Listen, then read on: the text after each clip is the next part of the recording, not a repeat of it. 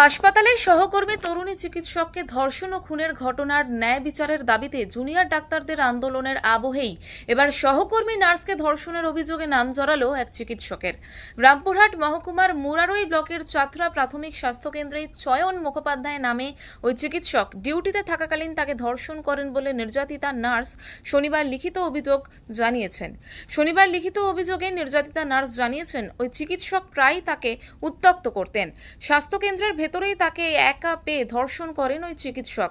পুরো বিষয়টি প্রশাসনিকভাবে চেপে রাখার চেষ্টা হয়, কিন্তু নার্সদের হোয়াটসঅ্যাপ গ্রুপে কলকাতা থেকে এই ঘটনার কথা জানাজানি হতেই তা ভাইরাল হয়ে যায়। তারপরেই ওই চিকিৎসকের খোঁজে তল্লাশি শুরু করে রামপুরহাট থানার পুলিশ।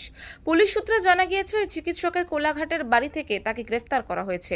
এদিকে চিকিৎসক নির্দোষ দাবি করে হাসপাতালের সামনে জমায়েত করেছেন এলাকার বাসিন্দারা। তাদের দাবি চিকিৎসককে মিথ্যে অভিযোগে ফাঁসানো হয়েছে। তো কখন ডাক্তারবাবু ওকে খারাপ কথা বলবে? এটা কিচ্ছু নয়, ওরা 12টা হতে হতে পালিয়ে যায়, আর ডাক্তারবাবু আমাদের সন্ধ্যা পর্যন্ত দেখে। ওর উপরে অভিযোগ করা হয়েছে। আমরা এই ডাক্তারকেই চাই। আমরা এই ডাক্তার আমরা এখানে হাসপাতাল কেন আমরা বন্ধ করবো? আমরা ডাক্তার আমরা না খাই, আমার 5 গ্রামের লোক তো খেয়েছে, আমার 5টা লোকের তো ভালো করছে ডাক্তারবাবু। আশেপাশে গ্রাম 10-12 খানের গ্রামের লোক আসে, ওষুধ খাই।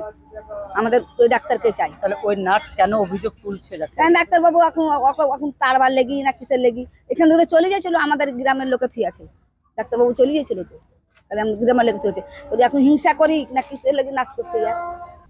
বীরভূম থেকে আশিস মণ্ডলের রিপোর্ট, ওঙ্কার বাংলা।